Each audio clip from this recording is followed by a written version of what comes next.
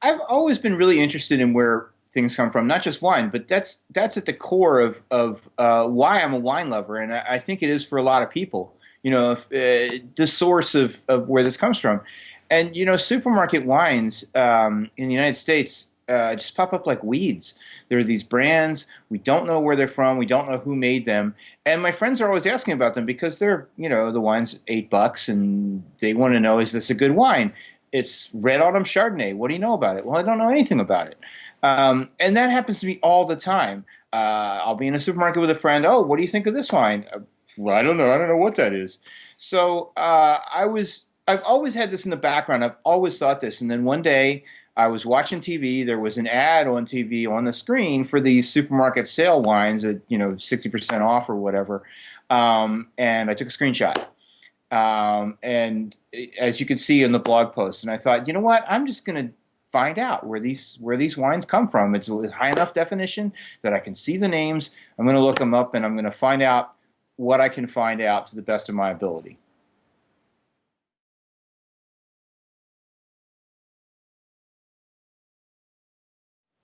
Well, the disappointing thing is that the people that you want to read an article like that, people who are going into supermarkets and buying Red Autumn Chardonnay and they don't care where it's from, they didn't read it.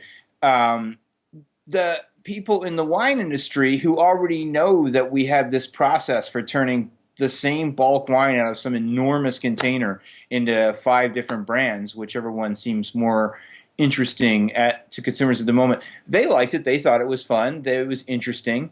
I learned more after writing the article about a couple of the producers. I had people who worked at these producers email me off the record and tell me, "Oh, here's how we do things." So funny to see our name mentioned because it's interesting. Some of the people who made these wines, nobody ever writes about these wines. The industry feedback was quite good, but in terms of getting consumers, in my heart of hearts, I want consumers to care more about where their wine comes from, and I don't really think it had that kind of impact. Hopefully.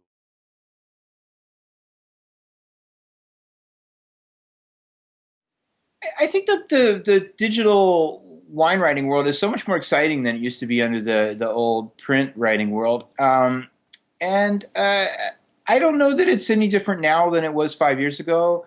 Um, but just the idea that people who are passionate about a subject can take that subject and write about it as much as they want. An article like this, I couldn't sell this anywhere. It's one of the reasons it's on my blog. I think this contributes something to the conversation. An article like this, I think this is something that I do know that my other wine loving friends shared this around. They talked about it, and I think this has something to add. And there are a lot of articles like that. One thing that you see now is really specific articles about wine regions that used to be in the print era kind of crap. Somebody would go to a wine region and they'd have a nice meal and they'd tell us about it, and they'd meet whoever the big producer was there, and they'd say, this guy really is a cool guy and his grandfather owned it and he's making great wine, and you wouldn't learn anything. And now I'm amazed at what I find. If I'm interested, if I want to know more about Santorini, um, I'm going to learn more from the digital only stuff than I am from anything that ever appears in print. Um, I don't know where that's going to be in the future because we're moving away from text as a society, and I'm still a text-based guy. And a lot of the great stuff online now is, there's great podcasts, there are videos that are increasingly more interesting, and those are hard to search from, but we'll figure it out. But it's an interesting time for digital, and I think still it's a great time. Excellent.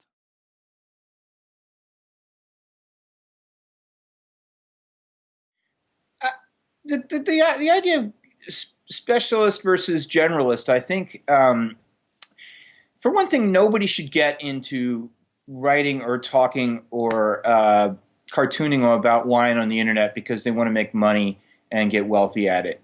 You do it because you're passionate. And so, specialist versus generalist, I've seen wine generalists, especially older white guys, like me, but not exactly me, telling young writers, you should specialize because you can be the person who owns, I don't know, Oregon Pinot Gris. But what if you want to drink something different? I don't really think that you should be a specialist unless you really love that specialty. If you live in Virginia and you want to write about Virginia wines, we need that. We do.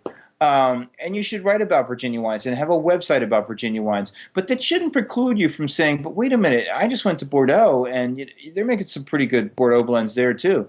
It's going to be better for your education in general to be a generalist. Um, I guess I could say I'm not sure that the one precludes the other. I mean, I'm kind of an expert on California because I live here and I write about it a lot, but I write about any kind of wine. Um, in terms of qualifications, I don't think that matters for doing, I don't think it matters at all. There's no, it's interesting to me that Northern Europe, I know that some of Scandinavia, you have to have a license to be a journalist. The first time I heard that, I was at a party and I just couldn't stop laughing. But there's no licensing system that we have for making media content.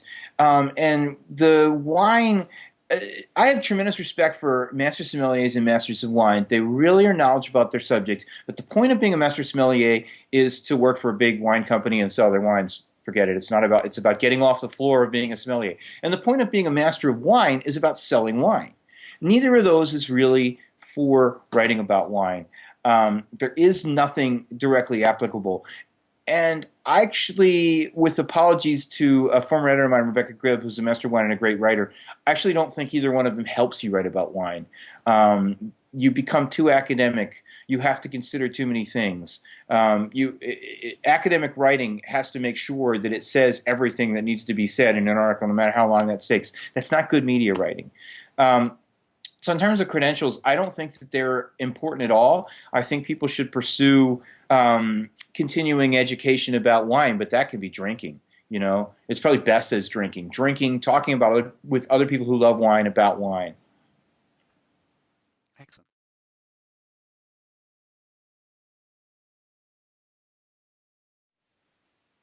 Well, this answer might be boring, but distribution is everything. In the United States, every state has its own laws, and a lot of wineries that from Europe can't penetrate certain states because they can't deal with the morass of regulations. Europe, I find to be extremely parochial. You're in France, try buying a Spanish wine, and I don't know why that is, but it is. There are very, very few places in the world where you have access to a wide array of wines from the world. I'm pretty lucky to live in one of them, in San Francisco. London is a good one. New York. These are surprisingly rare, though. Even in Paris, you can get other wines, but it's not easy. You can't just walk into a restaurant and drink anything but French wine. So it's going to be distribution, and if people care about wine access, then this is something to talk about with your political leaders. Increasingly, wine isn't seen in the United States. I think in Europe are going in different paths in this direction. The United States is getting more and more open towards wine all the time because people just don't see it as evil anymore. As late as the 90s, we had major politicians who, wine is alcohol and it's bad and it needs to be, what about the children? Now you're seeing France do this, which is kind of shocking and horrifying. So in the United States, I recommend that people talk to their legislature. You don't have to beat them over the head with it. Wine is a local business. People love wine. It's good for you. It's good for your health. That opening of regulations, just allowing any wine that I want, that I see on Wine Searcher to come to my house, which I can have in California, getting that into other states would be great. As for how to deal with this in Europe, I don't know. But really, Europeans need to be talking about it because it seems like it's ironic for me to be saying this because we're talking just after the American election. But the crackdown on wine is happening in Europe and wine access. And I'm not familiar enough with the local politics there to say how it needs to be addressed, but it really needs to be addressed.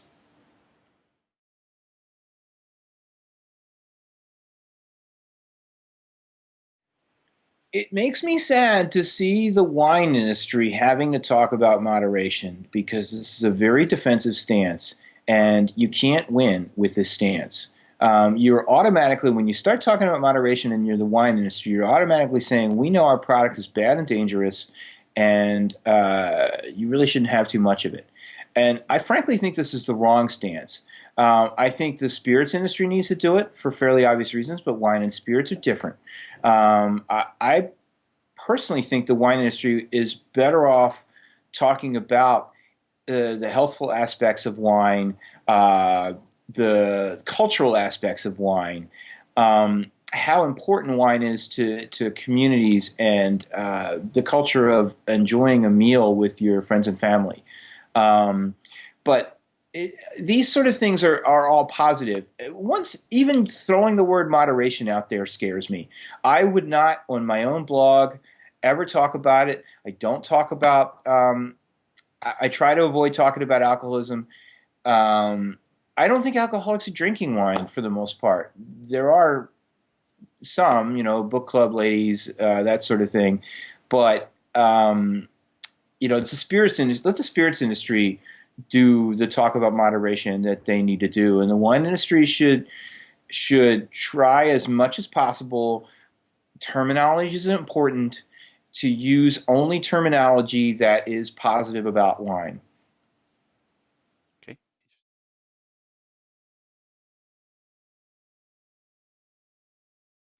I read this morning that a guy who created fake news articles on Facebook was getting 10,000 US dollars a month from Google Ads space. He claims he got Donald Trump elected. Before reading that, I was thinking that it's really not possible to make a living just from writing about wine or many other things on the internet. You can do it on video games, and you can do it on electronics, and you can do it on food, which is a much wider audience. Wine is such a smaller, specialized audience that you're not getting the kind of page views, clicks, generally speaking, that you need. I was stunned to think that you could make $10,000 a month writing fake news stories. So there probably is a way to write something outrageous about wine and make money on it just digitally. And maybe when we finish this interview, I'm going to go write, three-headed frogs prefer Kendall Jackson or something like that.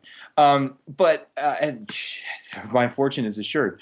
But realistically, the point of having it used to be that you had to have this other media property, a book or a column or a TV appearance, in order to validate your blogging. I don't think blogging needs validating anymore, but it is true that that's where the money is. That you can get viewership through your blog, you can establish a name through your blog, but it's pretty hard to cash in on the blog. And if you have a product, I tried selling T-shirts a couple years ago. Selling T-shirts isn't really what I do. I made a tiny amount of money at it. Now I have people with T-shirts with my face on them, which is kind of cool. But this is how every business operates, not just blogs. That you need this sort of secondary product, one on which you can make a profit. And I don't think books are necessarily it, because the book industry is struggling as well. But yes, bloggers should think, what can I sell to make money that will support my blogging?